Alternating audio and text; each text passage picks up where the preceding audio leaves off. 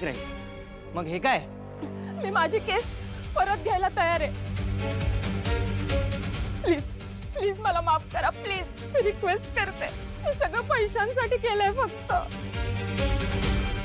मी तुला बोलली होती ना मी जयला ह्यातून बाहेर काढणार।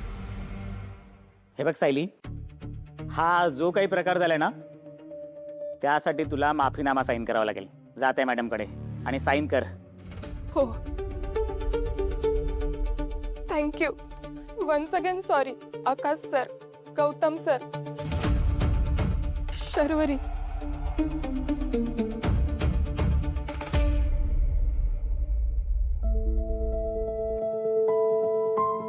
जय खरा होता आणि खऱ्या लोकांसोबत कधीच चुकीचं होत नाही। इन्स्पेक्टर, आम्ही दादाला घरी घेऊन जाऊ शकतो? हो, सर्व प्रोसेस करून तुम्ही जय खानोलकरला घरी घेऊन जाऊ शकता। थँक्यू मॅडम, तुम्ही हिंमत दाखवली म्हणून खरी गोष्ट समोर आली आणि तुमच्या जागी जर दुसरं कोणी असतं तर स्वतःला बदनामीपासून वाचवायला गप्प बसलं असतं।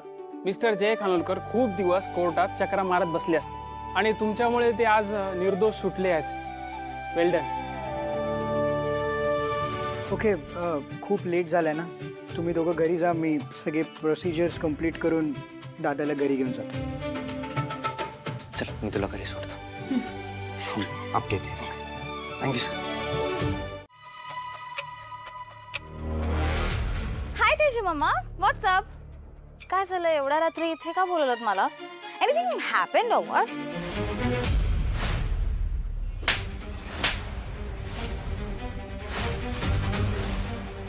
कळलं का बोलवलं इथे?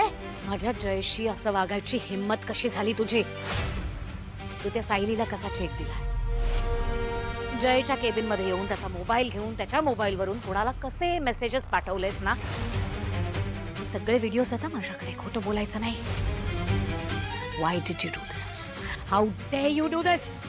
ऍक्च्युली आंटी आय थॉट की जय दादाला मुलींचा खूप राग येतो ना, सो मी असं केलं नाही त्याचा राग ट्रिगर होईल आणि मग तो लग्नाला नाही म्हणेल। अँड तुमची कंडिशन होती की आसावरी आणि गौतमचं पण लग्न नाही होणार म्हणून फिजिकल असॉल्टची केस, क्रिमिनल केस झाली जयवर। जय खानोलकर, तेजस्विनी खानोलकर, खानोलकर ग्रुप ऑफ इंडस्ट्रीचं नाव स्टेकवर आहे मार्केटमध्ये। I'm telling you once and for all, तुझी नसलेली अक्कल वापरायची नाही। जेवढं झेपतंय ना तेवढंच खायचं, जेवढं झेपतंय तेवढंच बोलायचं।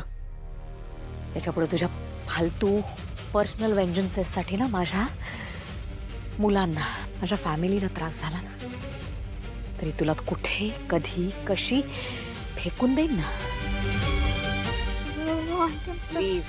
सॉरी। Leave.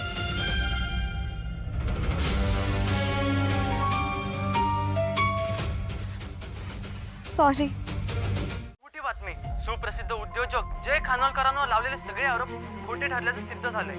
फिर्यादीने केवळ पैशांच्या लोभापायी ही खोटी केस केली होती।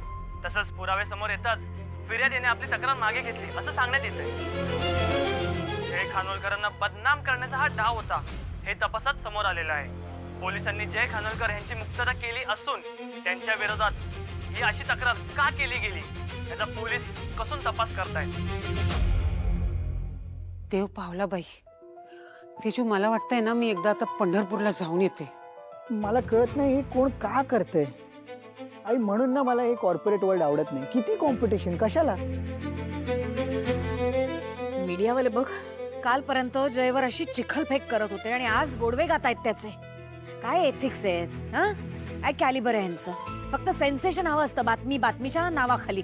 काय खरं आहे काय खोटं याची शहानिशा करायचीच नसते यांना। पण आपल्या या सेन्सेशन पायी निर्माण केलेल्या बातमीचा समोरच्याच्या आयुष्यावर काय परिणाम होईल हे सांगताही येत नाही। कळतंय का यांना? कसा माणूस आहे तुझा दादा? मुलीला जवळ बघतो तरी का मुलींकडे? हे असले आरोप लावले त्याच्यावर आणि जगाने तमाशा बघितला।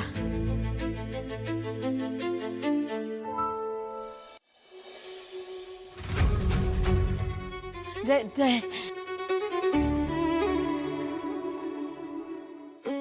ऐकलीस ना बातमी? इट्स ऑल क्लिअर ना. तू काय काय काय काय खाणार आहेस? पोहे कर, उपमा, ब्लॅक कॉफी, नारळ पाणी. मी ऑफिसला जातोय.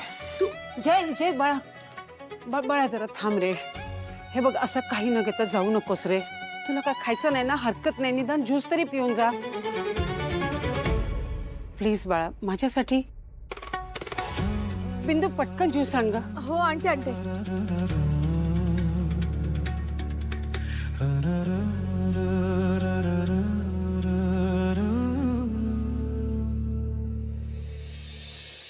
आजकालच्या बायका अशाच असतात रे जय. कधी पैशासाठी, कधी स्वार्थासाठी, तर कधी फक्त चैनीसाठी असं असं वागतात. काही नाही, तुझं बरोबर होतं. मुलींना, बायकांना तुझ्या पासून दूर ठेवत होतास ना, हे बरोबर होतं अजय. यांना ना आयुष्यातून दूरच ठेवलं पाहिजे. ते साक्षी ऑर्गॅनिक्सच्या निमित्ताने काय अवस्था करून ठेवली माझ्या जयची.